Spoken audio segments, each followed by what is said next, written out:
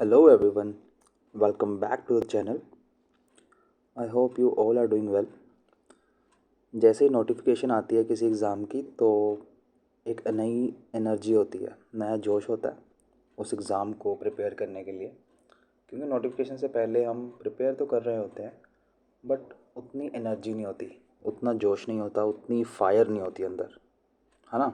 सो जैसे ही हमारी नोटिफिकेशन आती है, हम फॉर्म फिल करते हैं तो माइंड में क्लॉक स्टार्ट हो जाती है कि भाई एग्ज़ाम आने वाला है, डेट आ चुकी है, हमको उसके लिए अच्छे से प्रिपेयर करना है। सो हमारा CAPF के लिए नोटिफिकेशन आ गई है। बहुत सारे लोग, आप में से बहुत सारे लोगों ने फॉर्म फिल कर दिया होगा एंड कुछ ने अभी करना बाकी होगा बिकॉज लास्ट डेट इज़ 25, है ना।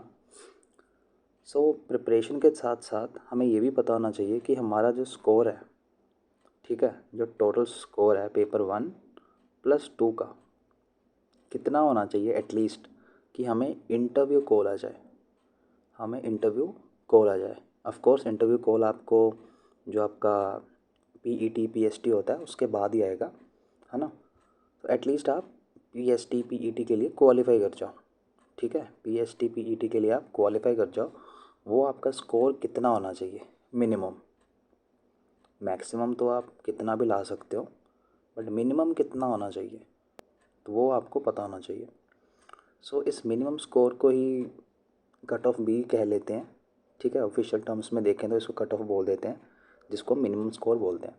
सो यू ऑल नो कि जो मिनिमम स्कोर होता है या इस कट ऑफ जो होती है बहुत सारे फैक्टर्स पर डिपेंड करती है, ठीक है। हम सारे ये फैक्टर्स देख लेंगे सबसे पहले।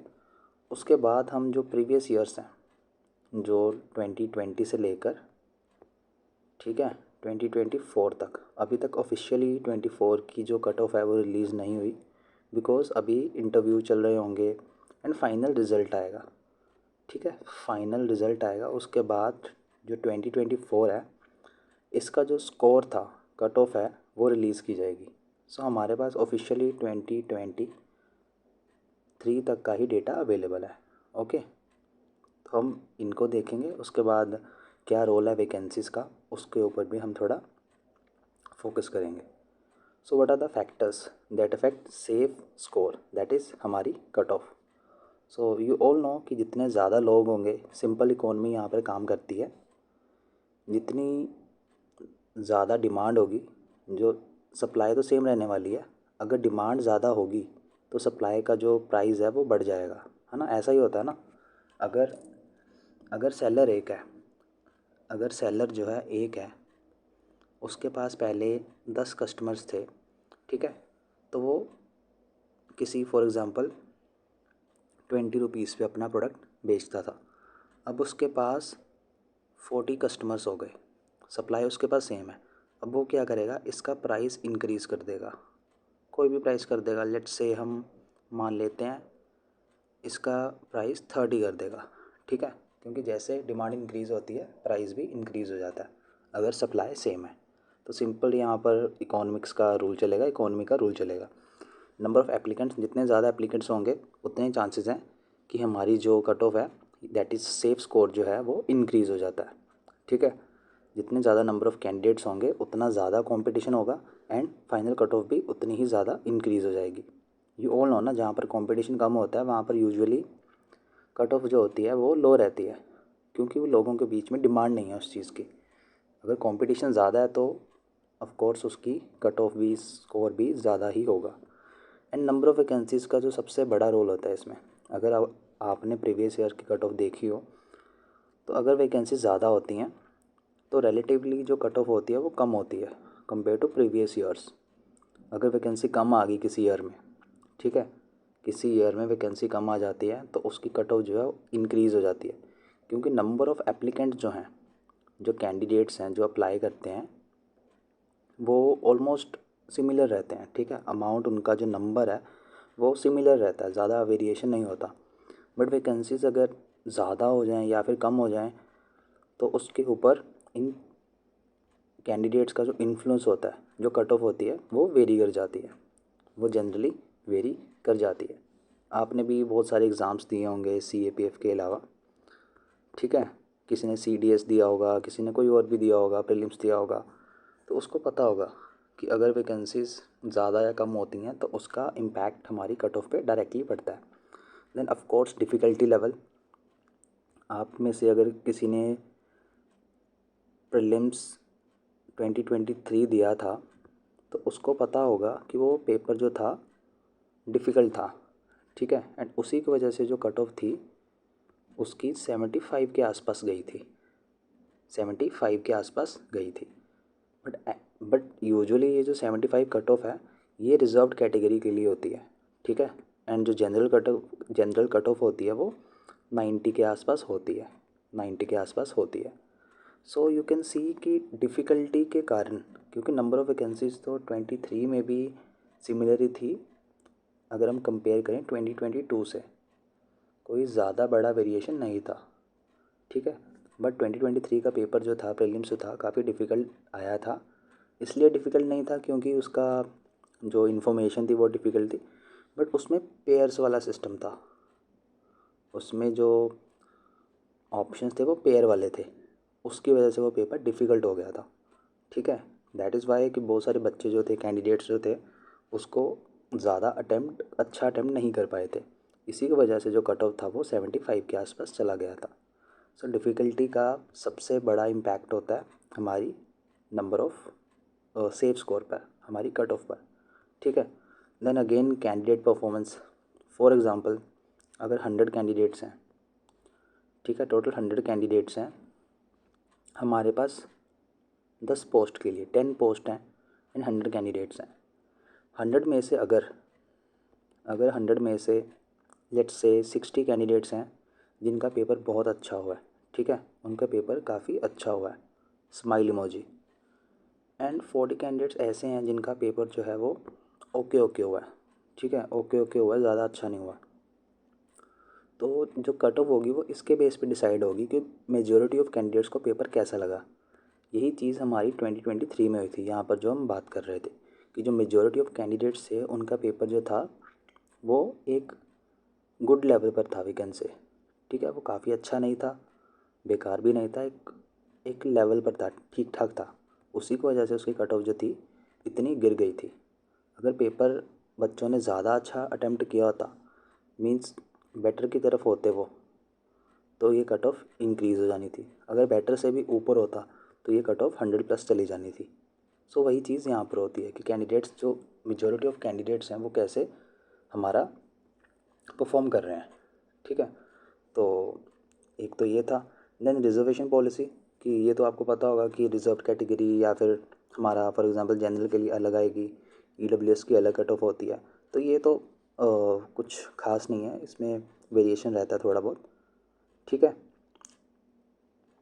सो हम यहाँ पर 2020 से कट ऑफ देखते हैं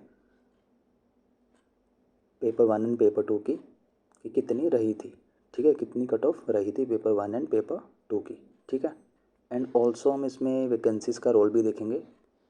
2020 में हमारे पास टोटल 209 वैकेंसीज़ थी, 209 वैकेंसीज़ थी। एंड यू ऑल नो कि जो पेपर 1 है हमारा 250 का होता है, 250 मार्क्स का, 125 क्वेश्चंस होते हैं। एंड पेपर 2 हमारा 200 का होता है। जो पेपर 2 है हमारा दैट इज़ ऑफ 200, ओके, 200 का होता है एंड डिस्क्रिप्टिव होता है, ओके। सो जो पेपर 1 है, आप में से सबको पता होगा कि पेपर 1 में स्कोर करने के चांस ज़्यादा होते हैं, बिकॉज हमारा ऑब्जेक्टिव टाइप क्वेश्चन पेपर होता है। सो उसमें मेजॉरिटी छोड़ो, जो 100% कैंडिडेट्स होते हैं, ठीक है, वो सभी पेपर 1 में ज़्यादा स्कोर करते हैं सब, बिकॉज इसके टोटल मार्क्स भी अलग हैं, 250 हैं एंड ऑब्जेक्टिव टाइप है। सो पेपर 1 का जो कट ऑफ था in 2020 it was 117 for general category and EWS 110 and OBC 117। OBC and general का ऑलमोस्ट सेम ही है, ठीक है। Then SC and then ST, then EWS बहुत कम कैंडिडेट्स होते हैं जो एक्स सर्विसमैन होते हैं, ठीक है, तो उनका अलग होता है क्योंकि इनका जो नंबर होता है काफ़ी कम होते हैं, ठीक है। सो हम इसको इग्नोर कर देते हैं फॉर द टाइम बिंग, ठीक है, क्योंकि मेजॉरिटी ऑफ कैंडिडेट्स जो होते हैं वो इन 5 ग्रुप्स में से आते हैं, ओके। सो ईड एक्स सर्विसमैन जो है बहुत कम होते हैं, तो हम इसको अभी नहीं देखते। ओके, सो 209 वैकेंसीज़ पे जो पेपर 1 का स्कोर है for general category it is 117 and 2023 में भी यही स्कोर था। 2023 में भी इसके आसपास था, मतलब सेम नहीं था, इसके आसपास ही था, 118 में भी 19 के आसपास था। This was for paper 1 and यहाँ पर जो दिया हुआ है ये कंबाइंड दिया हुआ है पेपर 1 एंड पेपर 2 का। मीन्स पेपर 1 हमारा था 200 मार्क्स 250 मार्क्स का एंड पेपर 2 था हमारा 200 मार्क्स का। In total we have 450 marks का पेपर, दोनों पेपर कंबाइंड। सो यहाँ पर कंबाइंड आपको स्कोर दिया हुआ है, कंबाइंड स्कोर कि जो पेपर 1 प्लस पेपर 2 का है, यहाँ पर लिखा हुआ है 205। अगर आप 205 में से 117 माइनस कर दोगे तो आपको जो पेपर 2 है उसका स्कोर मिल जाएगा, पेपर 2 का आपको स्कोर मिल जाएगा, विच इज़ रफली अराउंड 88 मार्क्स। ठीक है, तो ये 88 मार्क्स के आसपास है। मीन्स अगर आपने पेपर 1 में, जो हमारा पेपर 1 है उसमें 117 मार्क्स गेन किए हैं, पेपर 2 में अराउंड 88 90 हम अज्यूम कर लेते हैं। ठीक है, रफली 90 ले लेते हैं। ठीक है, 90 ये हो गए, 117 यहाँ पर हो गए पेपर 1 में। ठीक है, एंड ये मिनिमम क्वालिफाइंग है, मीन्स ये कट ऑफ है। नाउ लास्ट पे यहाँ पर आपको टोटल दिया हुआ है 325। ये 325 क्या है, इसमें इंटरव्यू के मार्क्स भी इंक्लूडेड है। जो आपका इंटरव्यू होता है वो 150 मार्क्स का होता है। ठीक है, 150 मार्क्स का आपका इंटरव्यू होता है। सो यहाँ पर दिया हुआ है टोटल। सो अगर किसी ने इंटरव्यू में 120 मार्क्स, ठीक है, क्योंकि अगर आप इस 325 में से माइनस करोगे टोटल को, क्योंकि ये कंबाइंड कट ऑफ है पेपर 1 एंड पेपर 2 की, तो हमारे पास 120 आ जाता है। मीन्स जो कैंडिडेट लास्ट था, लास्ट कैंडिडेट जो इंटरव्यू में गया था उसको 120 मार्क्स आए थे, उसको 120 मार्क्स आए थे। मीन्स 120 उसका टोटल बना था। ठीक है, इंटरव्यू के मार्क्स नहीं है ये 120 इंटरव्यू के मार्क्स नहीं है। ठीक है, मैं आपको जस्ट बता रहा हूँ कि 120 का गैप है, यहाँ से लेकर यहाँ तक 120 का गैप है। मीन्स इंटरव्यू स्टेज के बाद का गैप है जो कि 120 है। सो 120 तक पहुँचना, जो 120 यहाँ पर दिया हुआ है, मीन्स इंटरव्यू स्कोर अगर हम इसको अज्यूम करते हैं, सो 120 is a good number out of 150, क्योंकि 150 का टोटल है एंड 150 आप स्कोर कर रहे हो। ठीक है, काफ़ी अच्छा नंबर होता है, बिकॉज ऑन एन एवरेज जो कैंडिडेट स्कोर करता है वो 80 to 90 करता है इंटरव्यू में out of 150 on an average. अगर हम एवरेज देखते हैं तो 120 काफ़ी अच्छा नंबर हो जाता है अगर आप इंटरव्यू में स्कोर कर रहे हो। ठीक है, तो यहाँ पर मैं आपको मेनली ये गैप शो करवा रहा हूँ।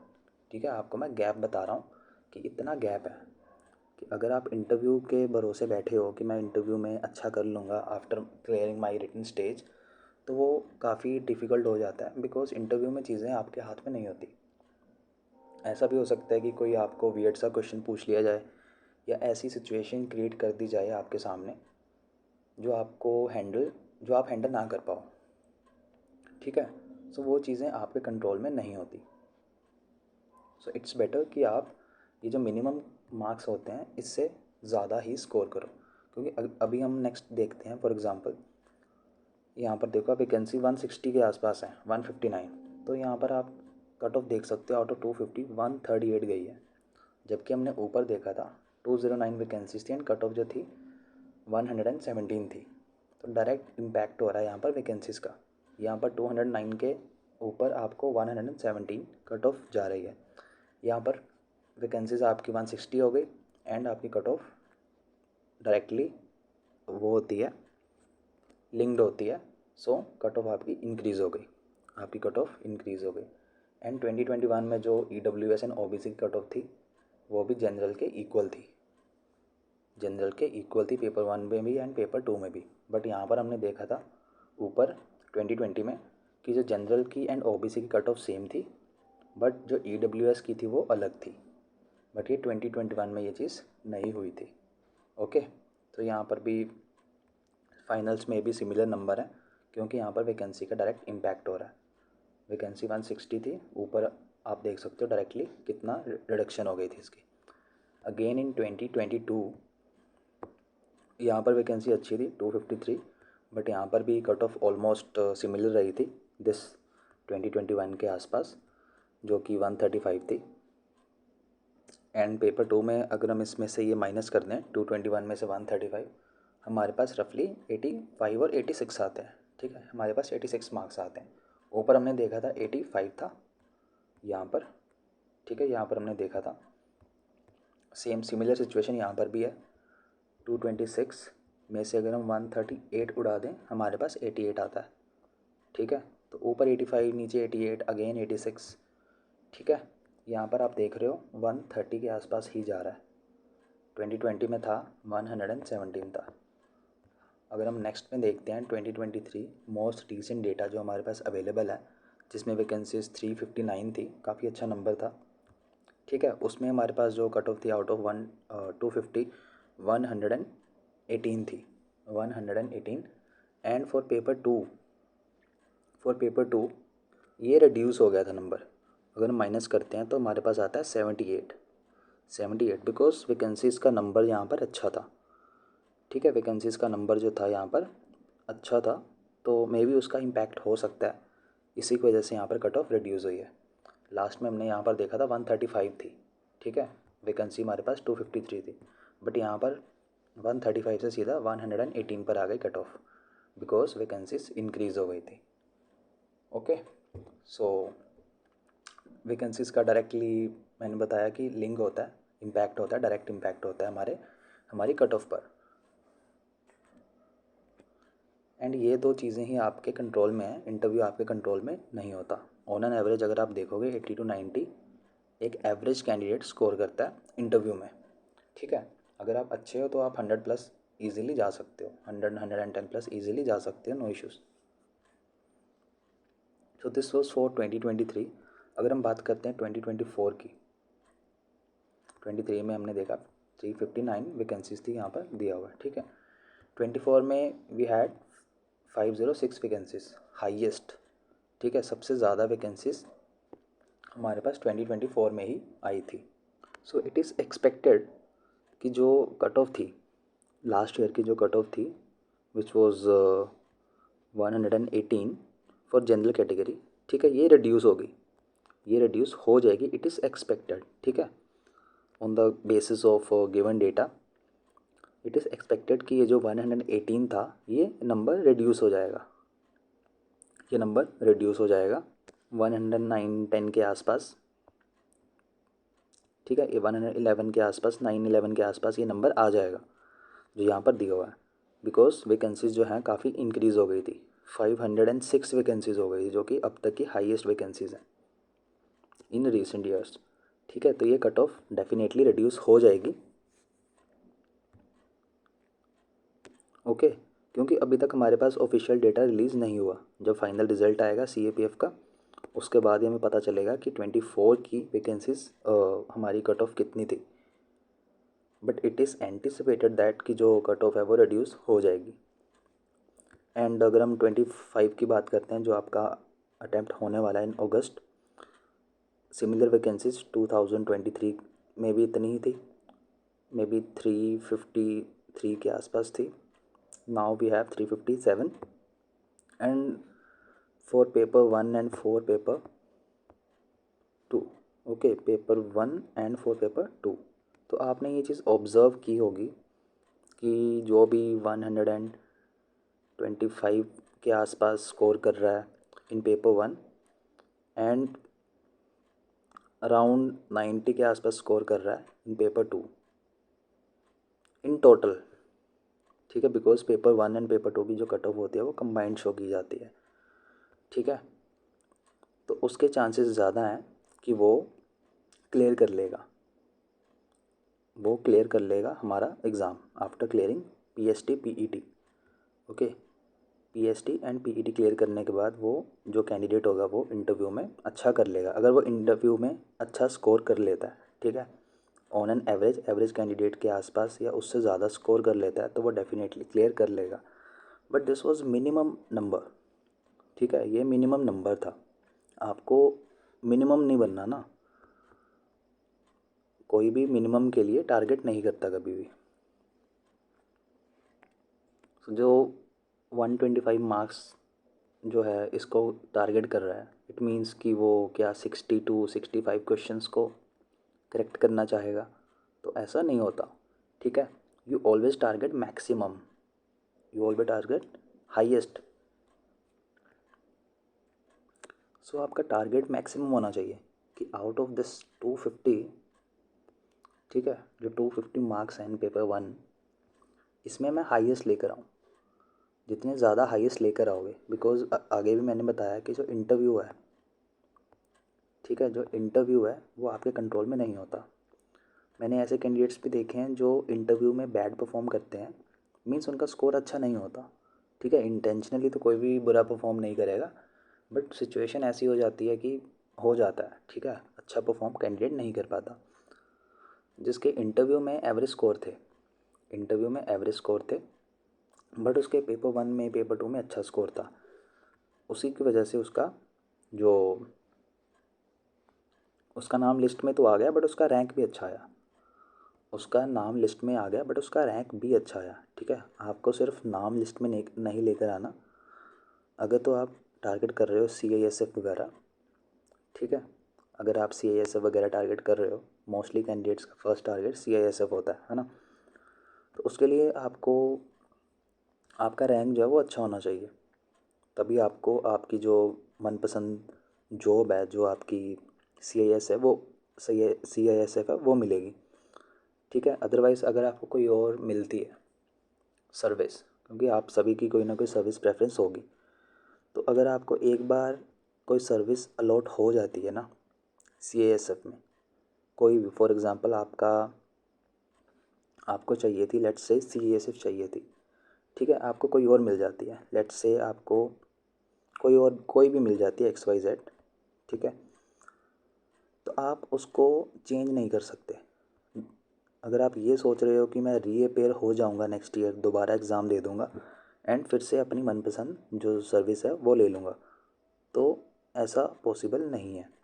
अगर आपने नोटिफिकेशन अच्छे से पढ़ी है तो उसमें लिखा हुआ है कि एक बार अगर आपको सर्विस अलॉट हो जाती है कोई भी, तो आप उसको चेंज नहीं कर सकते।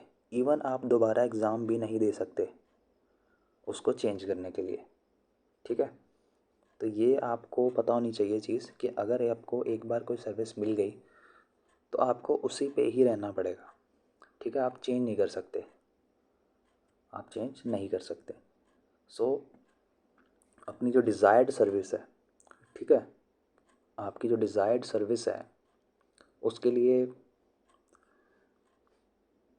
आपको रैंक भी अच्छा चाहिए होगा, आपको रैंक भी अच्छा चाहिए होगा। सो रैंक अच्छा लाने के लिए आपके मार्क्स अच्छे होने चाहिए। मार्क्स अच्छे आने के लिए आपका पेपर 1 डेफिनेटली अच्छा होना चाहिए, एंड पेपर 2 जो है आपका मोर देन एवरेज होना चाहिए, ठीक है, मोर देन एवरेज होना चाहिए पेपर 2। पेपर 1 आपका काफ़ी अच्छा होना चाहिए, क्योंकि पेपर 1 में ही आपका स्कोर, अगर आप अच्छे से प्रिपेयर करते हो तो काफ़ी अच्छे नंबर आ जाते हैं आपके पेपर 1 में। सो ऑन मिनिमम आप 140-50 के आसपास टारगेट करो, 140-50 के आसपास आप टारगेट करो कि मिनिमम मैं इतना स्कोर करूँगा, ठीक है, मिनिमम, नॉट मैक्सिमम, कि मिनिमम मैं इसके आसपास स्कोर करूँगा। क्योंकि अगर आप इतना टारगेट करते हो ना तो ही आपका स्कोर जो है ना वो 125-135 के आसपास बनेगा। क्योंकि जब भी हम टारगेट करते हैं ना जितना, उससे हमेशा हमारा स्कोर जो है एक्चुअल में कम ही आता है। अगर आप 180 टारगेट कर रहे हो तो आपका 160-170 के आसपास आएगा, ठीक है। सो जितना बड़ा टारगेट रखोगे उतना ज़्यादा चांसेस हैं कि आपका नंबर जो है वो ऊपर जाएगा, आपका नंबर ऊपर जाएगा। सो मिनिमम आप ये सोचो कि मिनिमम मैंने इसके आसपास रखना है, ठीक है। मैक्सिमम तो कोई लिमिट नहीं है, मैक्सिमम कोई लिमिट नहीं है। अगर आप मॉक टेस्ट लगा रहे हो या फिर PYQ लगा रहे हो एंड उसमें आपके नंबर जो हैं वो 120 के आसपास आ रहे हैं, 130 के आसपास आ रहे हैं, सो ट्राई रिवाइजिंग थिंग्स, ठीक है। जो सब्जेक्ट्स आपके वीक हैं, जिनमें से ज़्यादा क्वेश्चंस आ रहे हैं, ठीक है, उनको रिवाइज़ करो अच्छे से। उसके बाद दोबारा से मॉक लगाओ, दोबारा से टेस्ट दो, सो दैट आपका स्कोर जो है इम्प्रूव हो, ठीक है। पेपर 1 में अगर आपने अच्छा स्कोर ले लिया एंड पेपर 1 में मोर देन पेपर 2 में मोर देन एवरेज अगर आपने स्कोर कर लिया, and PST and PST and PET अगर आपने क्लियर कर लिया तो इंटरव्यू में आप डेफिनेटली क्लियर कर लोगे, अगर आप एवरेज परफॉर्म भी करते हो। ठीक है, ऐसा भी होता है कैंडिडेट्स के साथ कि वो रिटन एग्ज़ाम में काफ़ी अच्छा परफॉर्म करते हैं बट उनका PST PET क्लियर नहीं होता due to any reason. Okay, due to any reason कुछ को मेडिकल में निकाल दिया जाता है। ठीक है, मेडिकल फिटनेस टेस्ट जो होता है उसमें से बाहर हो जाते हैं कुछ कैंडिडेट्स, एंड काफ़ी सारे कैंडिडेट्स हमारा PST PET में भी बाहर हो जाते हैं।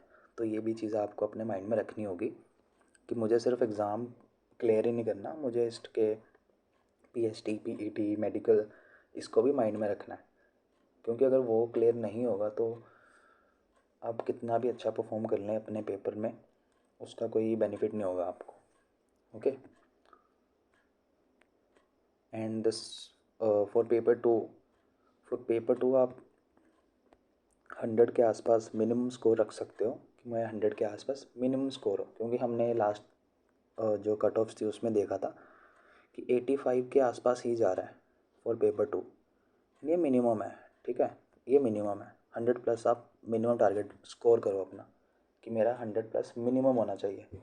ठीक है, मैक्सिमम आप बड़े आराम से 150 के आसपास टारगेट कर सकते हो। ठीक है, अगर 150 के आसपास टारगेट करोगे तो ही जाके आपका 120 130 के आसपास बनेगा। ओके, सो टारगेट बड़ा रखोगे तो चांसेस ज़्यादा हैं कि आपका स्कोर जो है उसके आसपास कहीं पे आ जाए। एग्जैक्टली नहीं आएगा क्योंकि एक्चुअल में ऐसा ही होता है, जितना हम टारगेट रखते हैं उतना कभी नहीं आता, बट यार जितना बड़ा टारगेट रखोगे उतने ज़्यादा चांसेस हैं कि आपका जो स्कोर है उसके आसपास आ जाएगा। ओके, क्योंकि रिटन पेपर 1 एंड 2 में जितना अच्छा स्कोर करोगे, इंटरव्यू में अगर आप एवरेज भी परफॉर्म करते हो तो भी आप आराम से लिस्ट में आ जाओगे। सो this was it for today. अगर कोई डाउट है, कोई क्वेरी है, कोई क्वेश्चन है, you can drop a comment, and thank you for watching this session.